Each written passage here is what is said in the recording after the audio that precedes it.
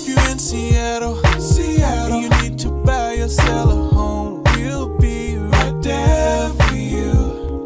Because we're the realtors that you can trust. So go to ronanddonsitdown.com.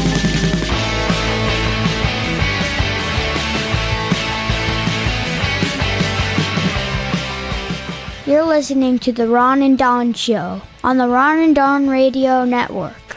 Hey, you guys, what's going on? Welcome to another edition of the Ron and Don Show. We're right back here in the Les Schwab studio. What is up, Ron and Don Nation? Hey, coming up with the Ron and Don Show, let's talk about a guy that's 58. What's weird, I'm 58, so maybe we're talking about me, but I don't think so because he's back out. Did you read this story? I did. He is back out playing college football at the age of 58. Also, we got to talk a little bit about what parents hate. Before we get to that, though, let's get to this. Anytime you go into Starbucks, and I don't go into Starbucks a lot because I don't like their coffee as much. At the same time, a lot of the cafes around here, because I think coffee has got so expensive, their coffee has gotten so expensive. And like if I go buy like a grande, like what is yours? What's your Starbucks drink? If I'm trying to just go drip now. I go drip coffee because I'm trying to not add a bunch of dairy and calories to stuff. Okay, yeah, which is a great idea. And they say you'll live longer if you drink black coffee. I need to lose some lbs. Yeah, so live longer, don't drink black. And I don't. So I just get an oat milk latte. Once a week, I'll get one pump of caramel, just once a week. But I don't want all that added And you sugar. usually go to Starbucks? No. I thought you were a Starbucks guy for a long time. My son is kind of a Starbucks guy. He goes there with his friends. And so when he's around, maybe if we're on our way to practice or something, we want to grab a coffee. Isn't that funny that we grab a coffee together? Yeah. And then we have a smoke. And then we sit around. Read some Marlboro Lights. Smoke a joint. Yeah. He's 15. He's got to learn sometimes, Ron. And then we have a beer. We do we shotgun some beers. Sure. Right before practice. And anyway, what's interesting, and what I was going to say about all the brick and mortar around here, I like their coffee a little better. It's more Seattle to me, but it's more expensive. Sometimes if I buy like a grande oat milk latte at Starbucks after you give the tip, it's about $6.50. If I go to Cafe Lodro and get that, and I really, really like their coffee, it's like $11-12 after you tip them. So yeah, coffee is the tariffs for are one coffee. not helping with Yeah, this so coffee it's a lot of money. Anyway, they say they're trying to reconnect Starbucks when Charles Schultz kind of not Charles Schultz. He was good with the peanuts. His brother Howard.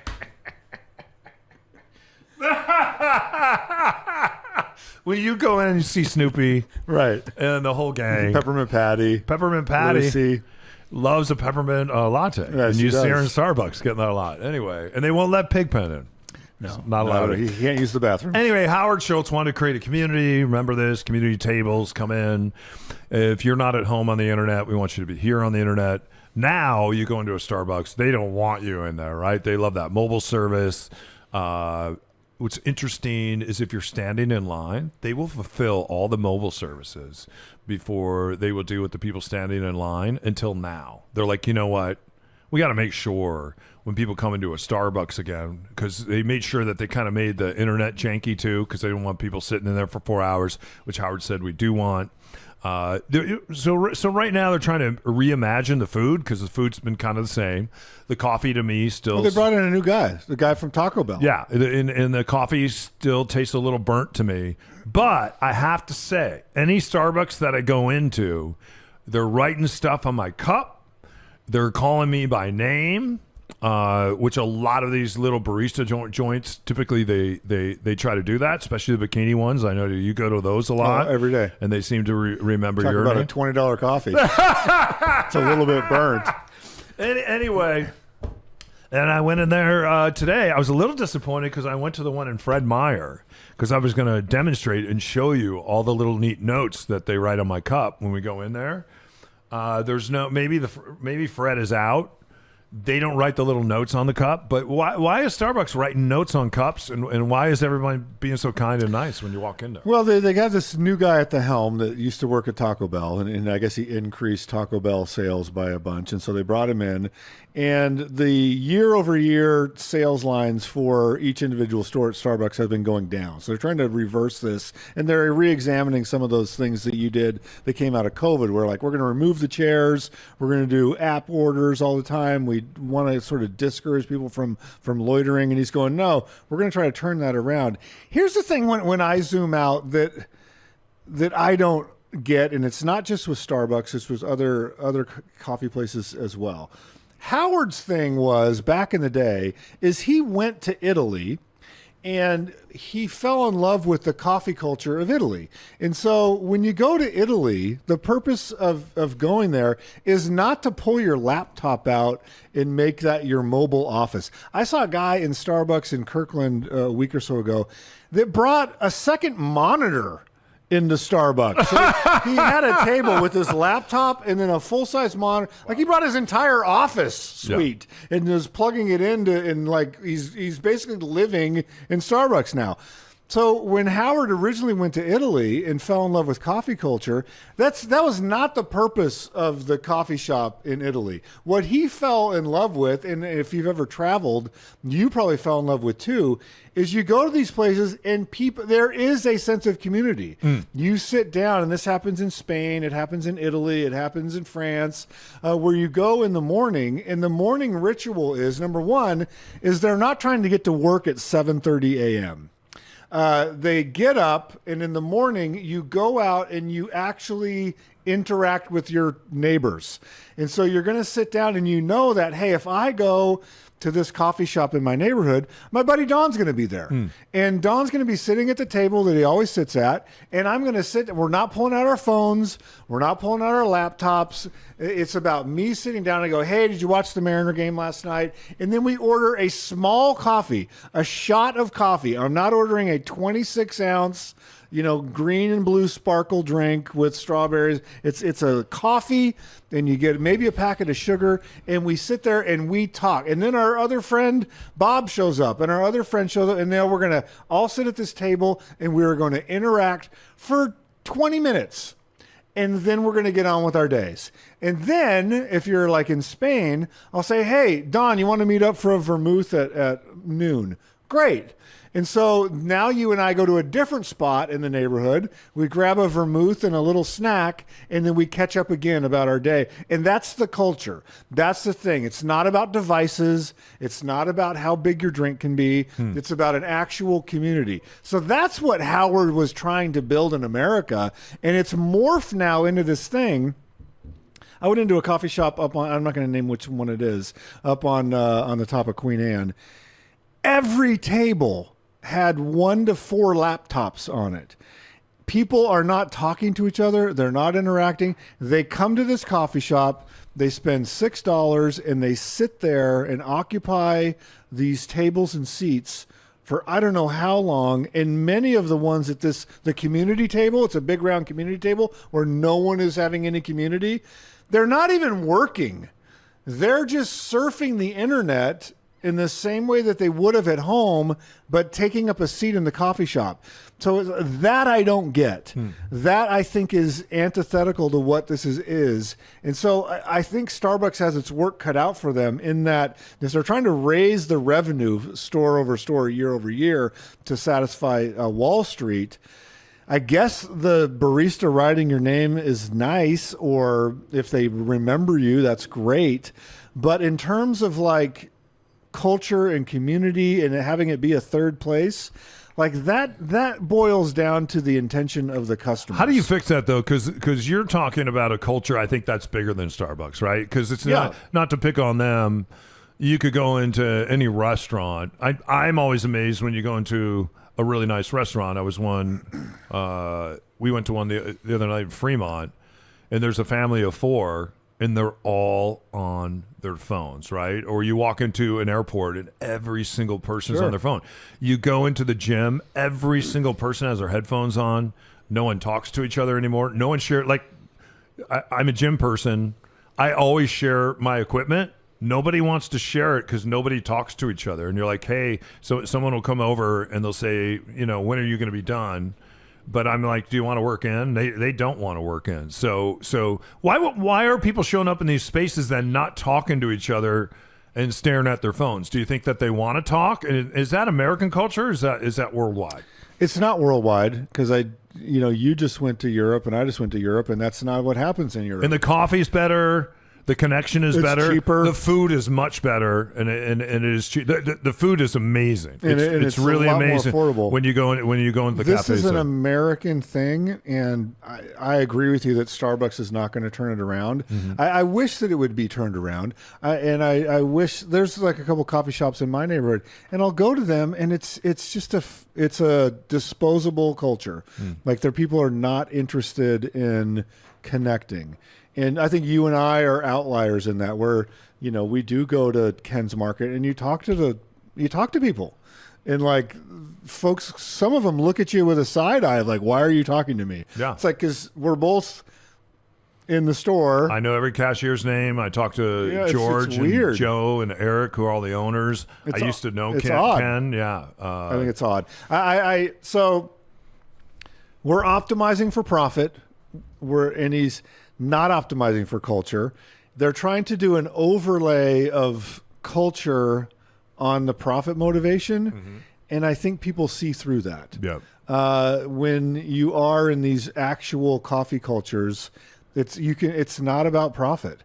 It really isn't. And like when I was just in Spain recently, I freaked out because I started going to this one coffee shop every day, and by the third day, the woman that then recognized me gave me a free little pastry. It's €1.70 for a delicious coffee, and she threw in the pastry.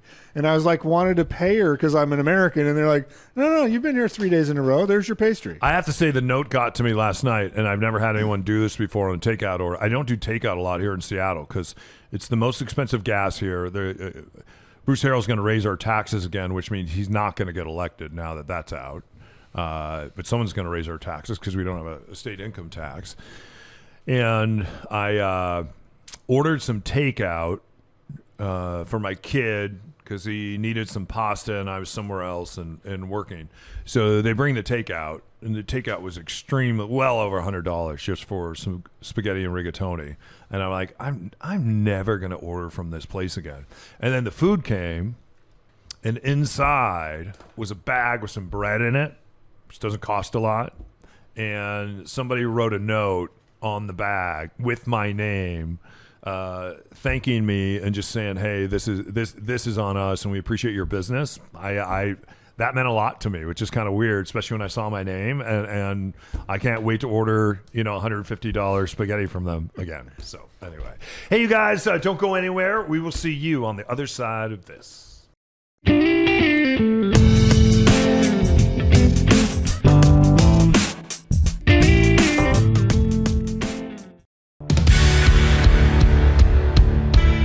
Today's show is made possible by your friends Ron and Don. When you're ready to sit down and strategize about your real estate journey, schedule your time with the guys at ronanddonsitdown.com.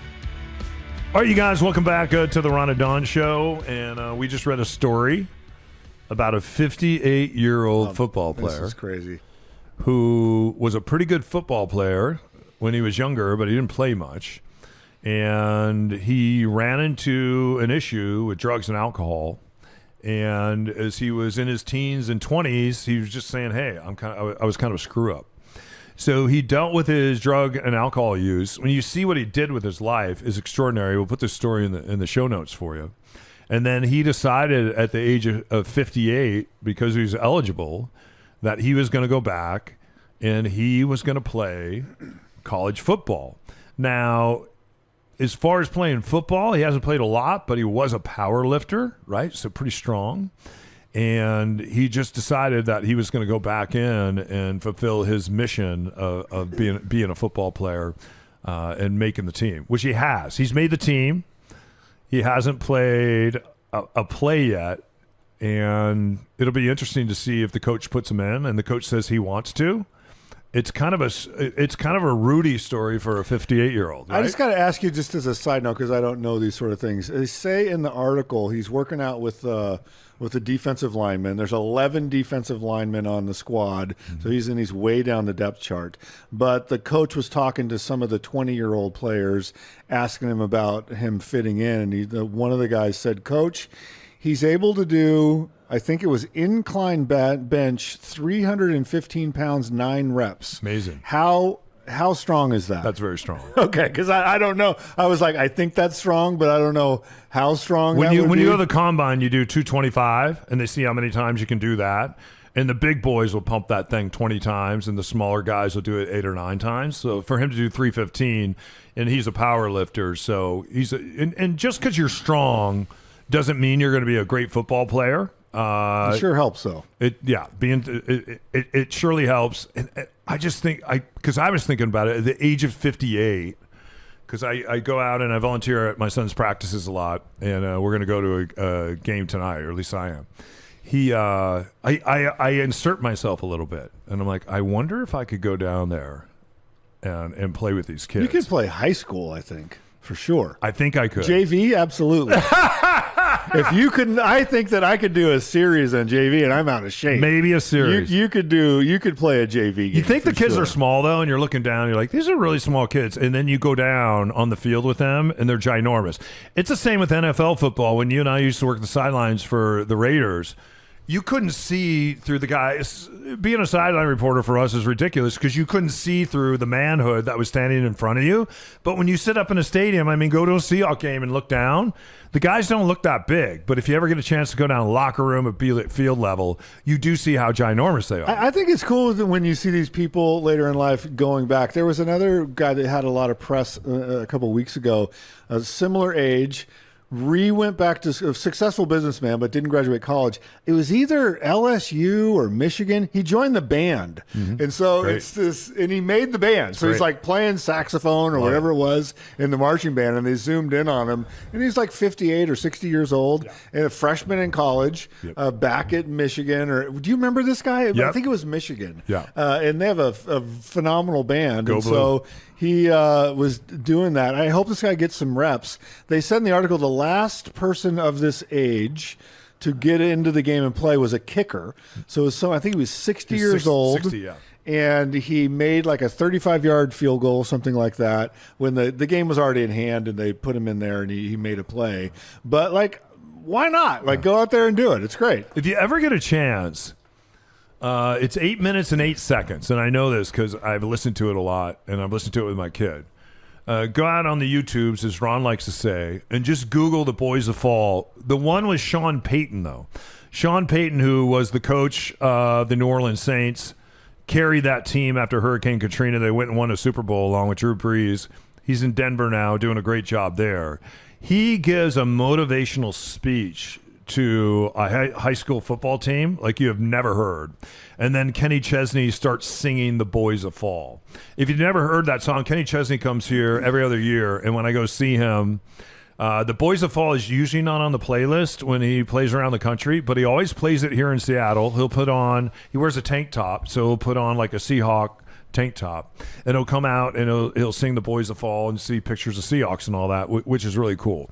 I have to say, for me, and I wonder for you, if and Sean talks about this in the speech that he gives these kids.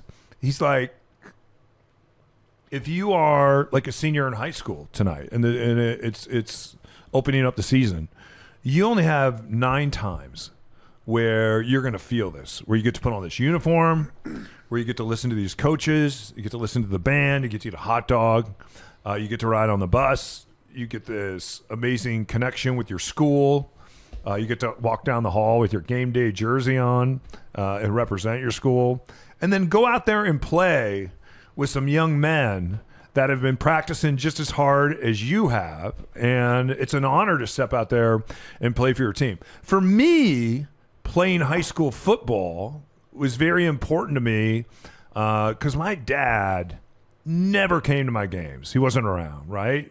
God bless my mom. I don't think she ever missed one.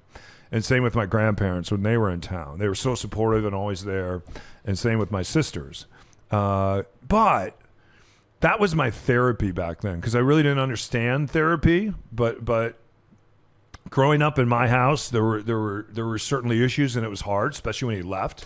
And when he left, it wasn't easy.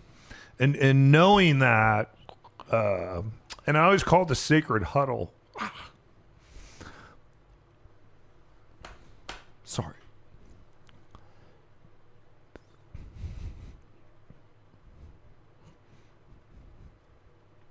Sorry.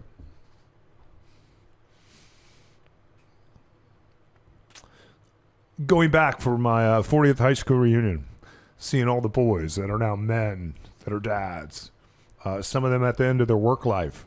Some of them have really struggled. Most of them have done amazing things.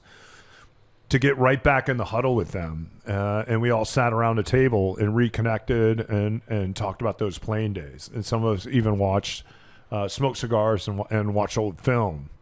The connection that we had as young men, and the connection that we had with our coaches, who in a lot of ways became our fathers and our mentors, and later on in life, our friends.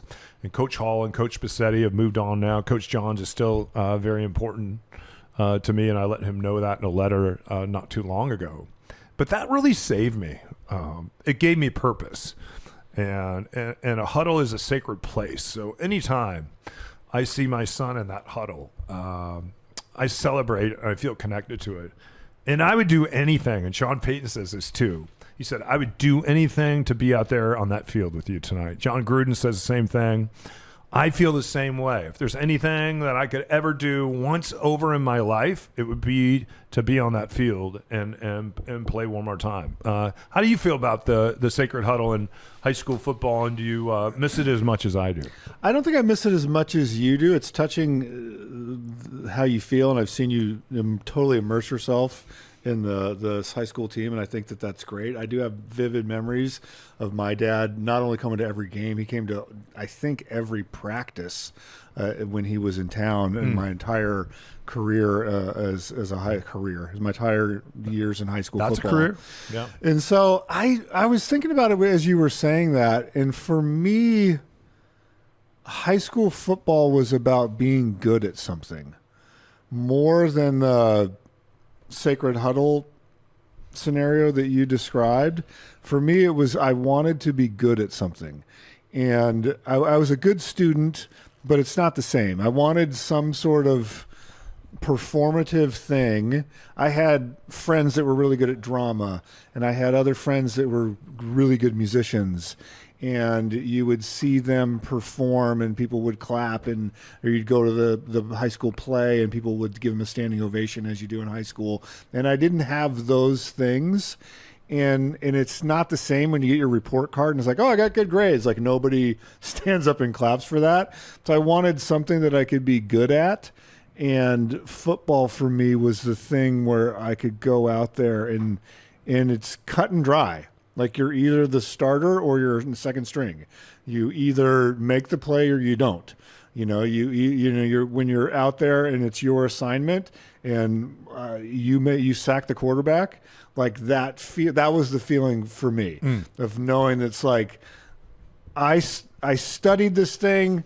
I saw the offense. I knew what play they're going to run. I had a strategy. I did my job and I got the prize. And so that was the feedback loop for me.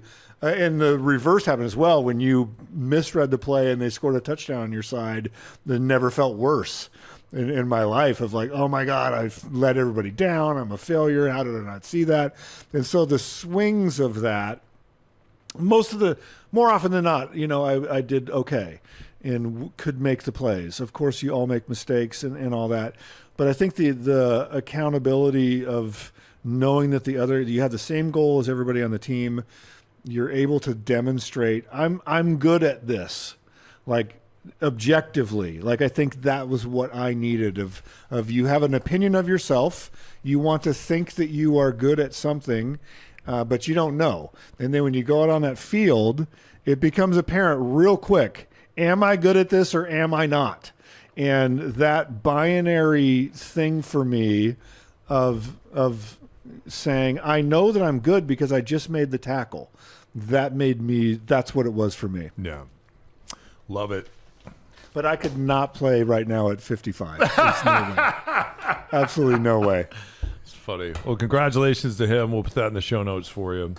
And anyway, if you read in the Seattle Times that some crazy man went out to the Lincoln High School football game the other night and inserted himself in the game as the Mike linebacker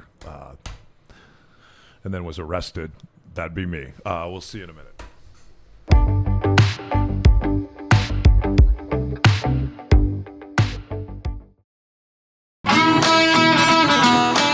You're listening to The Ron and Don Show on the Ron and Don Radio Network. All right, you guys, welcome back to the Ron and Don Show. We're going to change this up a little bit because we're just talking about football. This is a story around football, but a lot of people are talking today about Bill Belichick. Oh, my gosh. His girlfriend, who has amazing white boots. She does. I said boots. Matt, I said boots. Boots, okay. Check. Amazing white boots. Never seen anything like it, is what John Gruden is saying. And her name is Jordan Hudson. And she was down on the sideline before the game the other night. A college game, the University of North Carolina. Yeah, and she was there talking to Bill. They gave each other a big talk. There's something on AI now. I've seen that. Which shows him picking her up. Yeah, that's funny. Which I don't think he could do in his 70s. And making out with her. And you could tell it was AI, but it was still very funny. It's interesting because Bill Belichick has always been so buttoned up and so strict with his team in New England. Tom Brady has talked about that a lot. And then John Gruden has come out and said he's trying to make his way back into the game after he's had some issues and said, hey, I've never seen anything like that on a sideline. What were your thoughts about Bill Belichick showing affection to his girlfriend on the sideline before a football game? I think it comes down to how you feel about that big of an age gap. Like I'm philosophically, I struggle with it. Like, so if she was 50 and she came down and gave him a kiss, you wouldn't care? It's because she's in her 20s? I think the whole package of the fact that it's about I think close to a 50-year age gap. And again, they're both adults, and if that works for them on one level, like I think whatever turns you on, I guess, but there is sort of a creepy element to it. In that she seems to have inserted herself in terms of like being a publicist and like trying to, on their book tour, doing all these things. So it just seems there's some note about it that's odd. Like you don't see dozens of head football coaches doing this behavior. So it's odd. It's unique. It's something new for him. If he had done this his entire career, you would go, that's what Bill does. And he just happens to have a new partner now. But it's not something he's done his whole career. It's not something you see across college football or pro football. Well, we don't know if he's done his whole career. We just don't know. He's very public about it now, which he wasn't before. Right. So I think something seems odd about it to me. What about you? Well, what was weird to me is that John Gruden said, and you and I used to do the John Gruden show, so we know him a little bit when we lived in the Bay and we covered the Raiders and we did the Tim Brown and John Gruden show. And he works for Barstool now. He's trying to make his way into the NFL game, which I don't think he will right now because of that lawsuit. But I do think you'll probably see him on a college campus. Once that lawsuit gets settled, who knows what's going to happen? Yeah, and he's been touring campuses, talking football, and working for Barstool a lot. And Barstool likes when he'll go out and get some clicks for them because it's all about clicks for them. And I think when he went after Bill Belichick a little bit, and he didn't go after him a lot, but a little bit, and said, I've never seen anything like it. I don't think that's true. When you look at and we've seen the Seattle Seagulls. In fact, you and I used to judge the Seattle Seagulls competition. Or when we worked for the Cowboys, the Cowgirls, they come to the stadium in their own buses. They show up in their own buses. And you and I did this at Texas Stadium. Now they have their new AT&T Stadium. And they may be more beloved than the Cowboys. And this is when the Cowboys were on the downturn. Emmett was still there. He's toward the end of his career. He's running out of gas. He was still playing because he wanted to break Walter Payton's rushing record. I think that may still be in the downturn. And from when we were there. And they would come out, and people would show up to the stadium to see them, to be with them. They would bring their kids, get autographs, take pictures. But the head coach wouldn't go over and like consult with Well, my them. point, I think what John Gruden was saying is he's never seen anything like her down on a sideline. Oh, that's not how I read it. And it's like, well, I've seen that a lot. Yeah. When you look at the Oakland Raiders and you look at the Raiderettes, right? The Raiderettes, wow. That's not how I read his comment at all. So you look at the Raiderettes, San Francisco 49er games. And what's interesting now, there's been this movement in the NFL. They're not cheerleaders anymore. They're a dance team. Boy, when we were for the Sonics and you saw the Sonics dance team, those were a lot of them were acrobatics. It'd be like being a Cirque du Soleil show. And now when my son and I were at the Seahawks game the other day, it's very much like that. They were like, we're not cheerleaders, we're a dance team. There's less of them. They wear more clothes, and there's actually young men now that are actually involved in the dance team, and we're seeing that around the NFL. So as far as seeing women down on the sidelines with no clothes on and wearing boots in a snowstorm at Christmas, I think we've seen that a lot. And as far as she being down on the sideline, I think that just bothers people. And it might be, I didn't think of the age gap, so maybe it is the age gap, or maybe they just don't like seeing him happy. It's the only time that you see him smile. Like, he really smiles. Yeah. When She's a beautiful woman. I didn't read it like because she was wearing knee-high white stiletto boots. I viewed it as more as like, can you believe Belichick is over there doing that? It's very un-Belichick. Yeah. Is what I read. But anyways, I mean, the NFL has used women in this fashion forever. Yeah. They never paid them. When they would send the Raiderettes out, and the Raiderettes actually ended up suing the NFL, they would get paid a lot of money to go out and do appearances. And we know because we used to do appearances with the Raiderettes when we worked for the Ticket 1050 Raiders Radio, kicking your ass around the bay every morning 5 to 10 with Ron and Don, right? And they would come out. A Raiderette could make like $1,500 doing an appearance. Maybe there's 4 or 5 or 6 of them. They would have to give all that money to the Raiders.